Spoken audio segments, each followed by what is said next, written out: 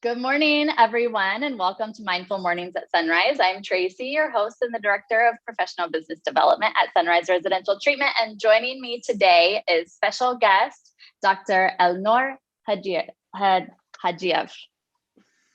You get it? You were so close. Will you repeat were it right again? there. I know. Absolutely. It is Elnur Gajiev. And thank you again for the attempt and the courageousness in the attempt. And to make life easier for folks, I usually have people call me L or Dr. L. Yeah. Dr. L it is. All right. So L, where are you right now? I am currently based on the big island of Hawaii. Hawaii. That's a really lovely place to be. And for everybody who doesn't know, I live in Puerto Rico. So you are island vibing with us right now.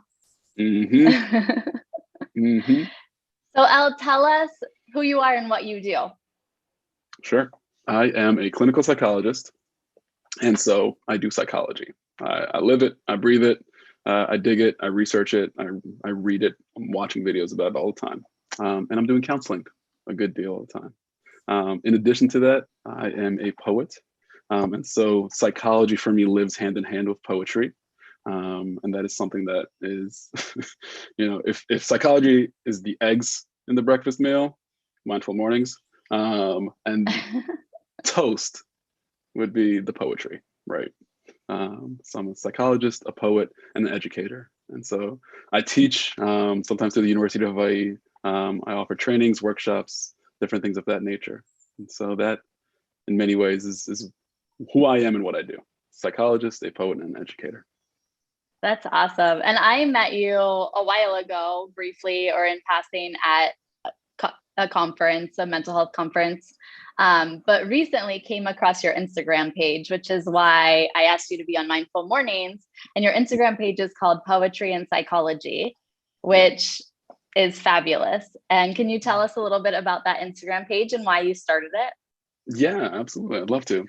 So it actually started because when I was in graduate school, I got put onto this world of poetry therapy. And right around that same time, a good friend of mine, a dear friend of mine, she'd sent me a small book of poems. I want to say it was literally this small, maybe this wide. A tiny book of poems. Tiny book of poems, and it was wonderful, right? And so what I started doing is each day I would take a poem from that book and I would write it on a little note card, and I'd send it to her. And it was just a way of connecting with one another and continuing to build our friendship. And then a friend of mine saw me doing that and said, "Hey, can you send it to me too?" I said, "Sure." Another friend saw that and said, "Can you send it to me too?" "Sure." And pretty soon I had about 60 people that I was sending a daily poem to. And actually I called it Poema del Dia. And Poem of the day. Poem of the day. And what was really beautiful was getting the responses from folks. Like, "Hey, this touched me," or "This line touched me," or "This image stood out to me," or "Man, this really," I came back to the poem. I read the poem in the early part of the day, but I came back to it in the afternoon because I was going through something that felt so resonant and so significant with what the poem had portrayed. And then other friends would send me back poetry. And so it became this kind of conversation that was happening.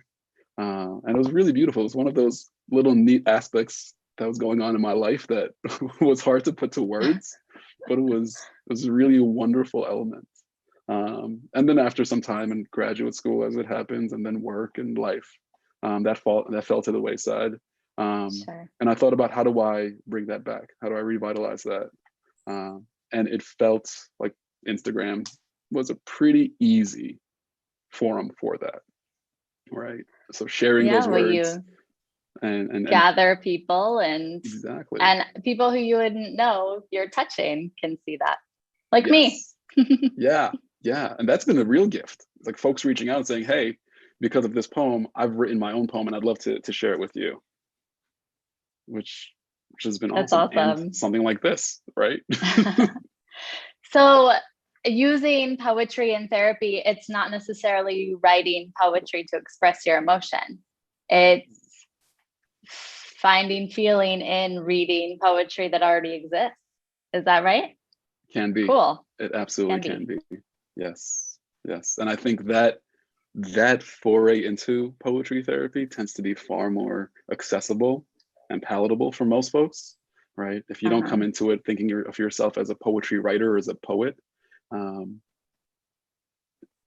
it takes away the intimidation Okay.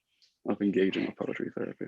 Yeah. So how is this a form of narrative therapy or relatable? It's very relatable. It's very Okay. relatable. And there's so many similar phenomena that occur with narrative therapy. It's an interesting Venn diagram, honestly. It's kind of an ever looping Venn diagram between narrative therapy and poetry therapy and bibliotherapy as well. Oh So yeah. poetry therapy, I'll share a little bit, was introduced to me by two incredible mentors of mine, Kay Adams and Joy Sawyer. And this was back when I was living in Colorado. And the way they presented it to us was here is a way for here's a way for us human beings to connect with each other through a medium of shared language, right? So if I don't have the words to perhaps describe my experience, this poem might, right? If I can see myself in Hmm. this poem and another person can see themselves in this poem or in this literature, and we can expand this to any art, right? There is a Hmm. touchstone of connection that can be um, incredibly healing, incredibly restorative relationally.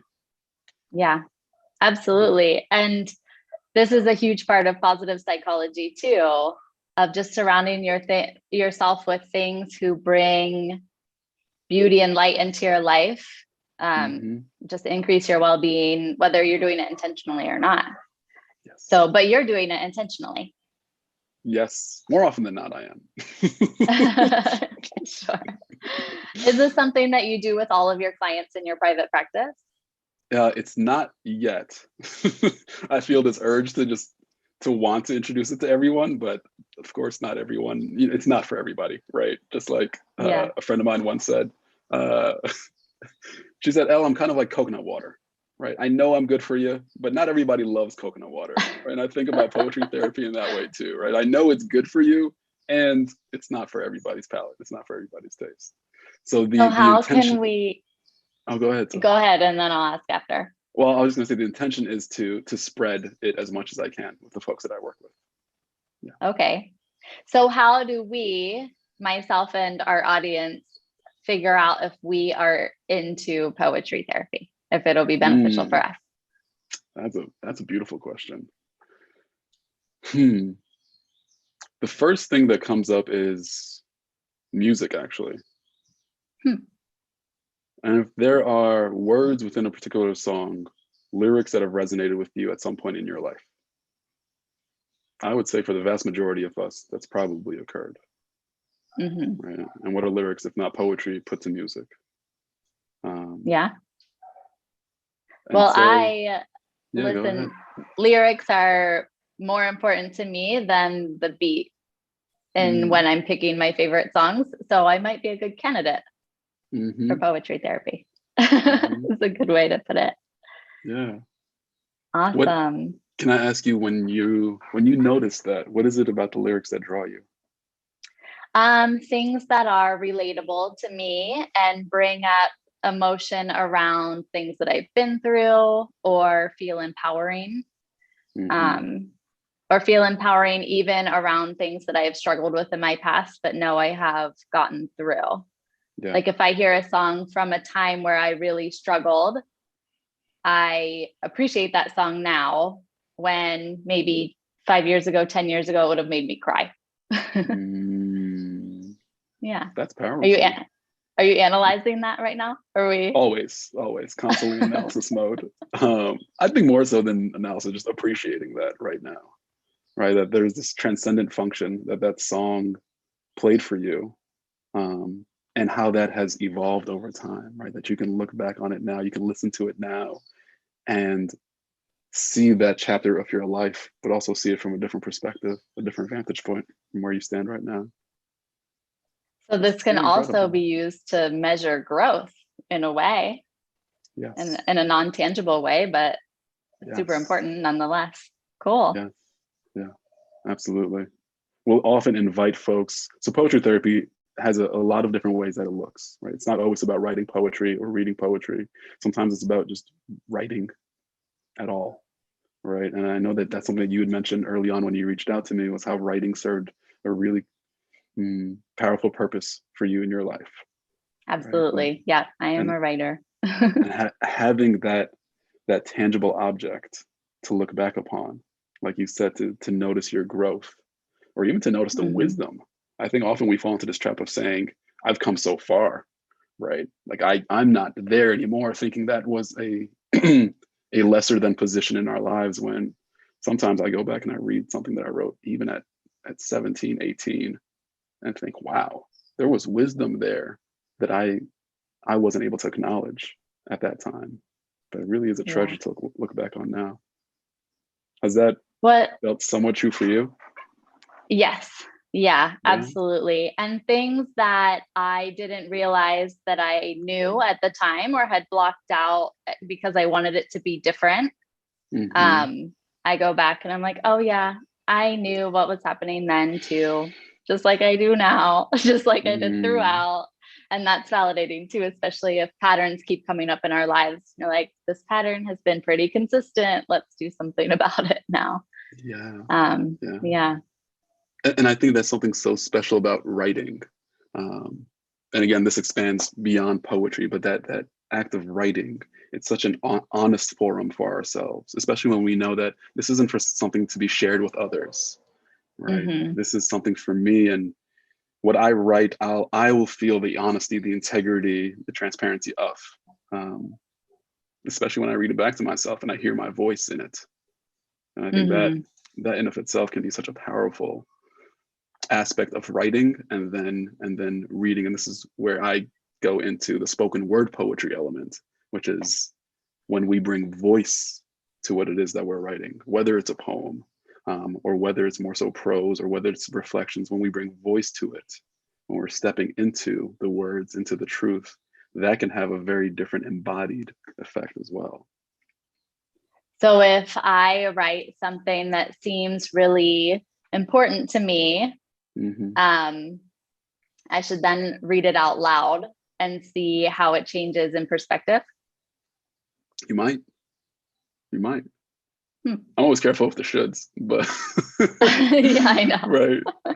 But I would be so curious, right? It would be an interesting activity. Yeah.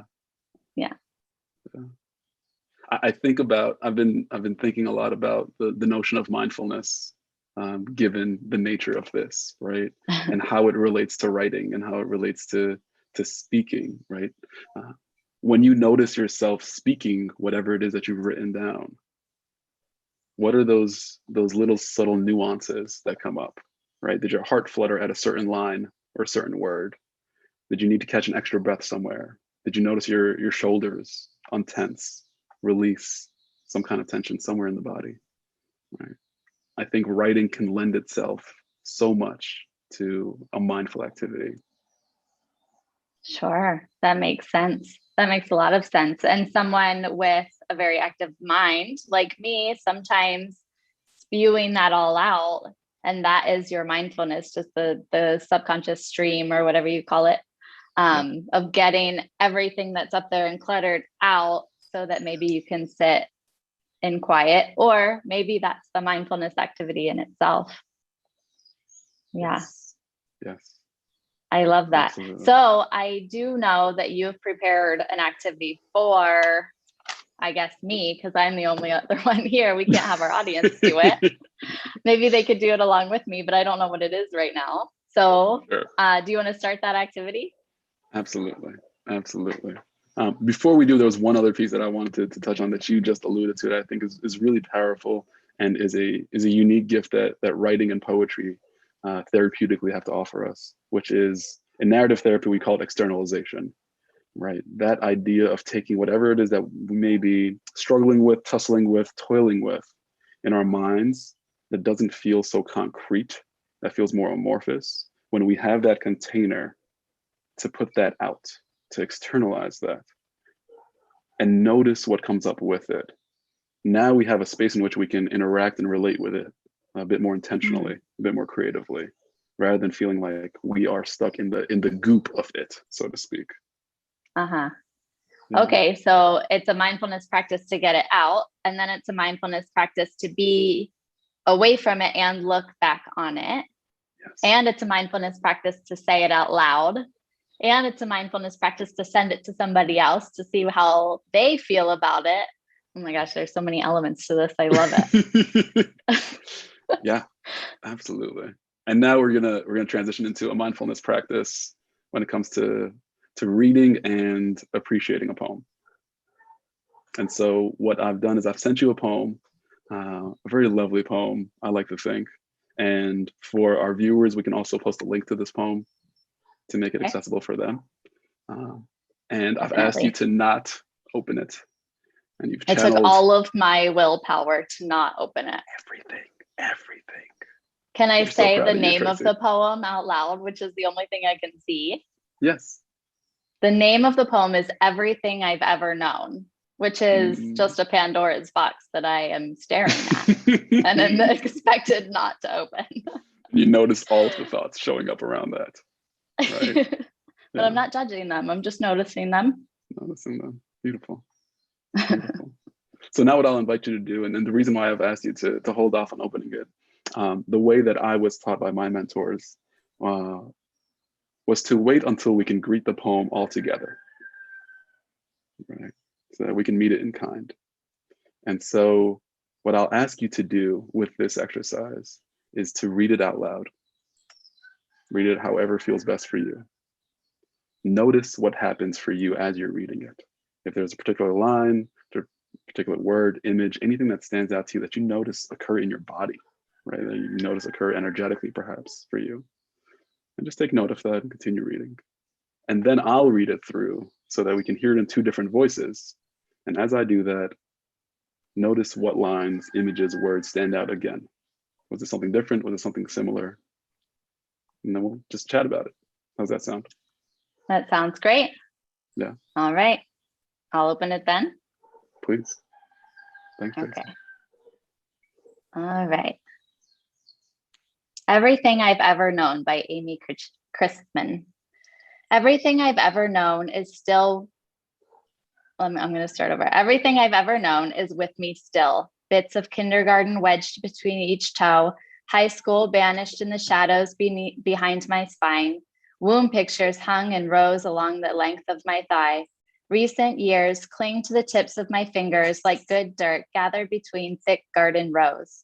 Every place I've ever visited has dropped a pebble in my pocket, history dripping like tears from their thick skins. Everyone I've ever loved breathes through my lungs. Everything I've ever done still travels to the long road of my blood from my brain to my heart and back. All of my life is hiding in this imperfect body, waiting to be remembered in a certain slant of light, the timbre of a voice, the slow path of a hand, tilt of a head, curve of a shoulder or hip. Whole years gather in tatters of a song, faces swim in good wine, rooms emerge from the scent of flowers or spice. Blessings or curse, everything I've ever known is with me, and I'm trying to remember. Thank you, Tracy. Appreciate that. I also appreciate the way that you read it, right? The way that you made it your own. Moving words this way, that way, and just going with what feels like a natural expression for you. Yeah. It's a powerful poem. Mm-hmm. I think so too. If it's all right, I'd love to read it out loud too. Please. Everything I've Ever Known by Amy Christman. Everything I've ever known is with me still. Bits of kindergarten wedged between each toe. High school banished to the shadows behind my spine. Womb pictures hung in rows along the length of my thigh. Recent years cling to the tips of my fingers like good dirt, gathered between thick garden rows. Every place I've ever visited has dropped a pebble in my pocket. History dripping like tears from their thick skins. Everyone I've ever loved breathes through my lungs. Everything I've ever done still travels the long road of my blood from heart to brain and back. All of my life is hiding in this imperfect body, waiting to be remembered in a certain slant of flight, the timbre of a voice, the slow path of a hand, tilt of a head, curve of shoulder or hip. Whole years gather in the tatters of a song. Faces swim in good wine, rooms emerge from the scent of flowers or spice. Blessing or curse, everything I've ever known is with me, and I am trying to remember.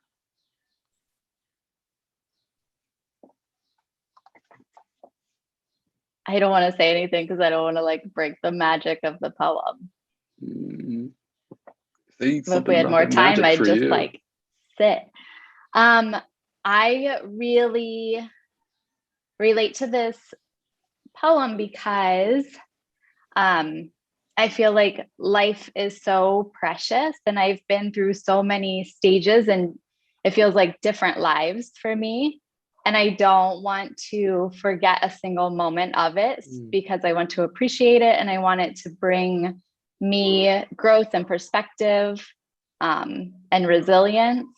And the last line, and I'm trying to remember, is like I feel like so frequently I try to hold on to every aspect of my life so dearly, that I'm just afraid that I'll lose something in the process. And it's all very, very important, even the things that don't seem important at the time. Wow. That comes up for me. I also almost started crying when I read the line, "Everyone I've ever loved breathes through my lungs." That's very intimate. And it's usually when we're talking about people that we love, it's in our hearts, it's in our heads. You don't think about the breath, which is your vital life source, what keeps you ticking, as love from the past that you don't always think about even. That's cool. Thank you. Truly, thank you.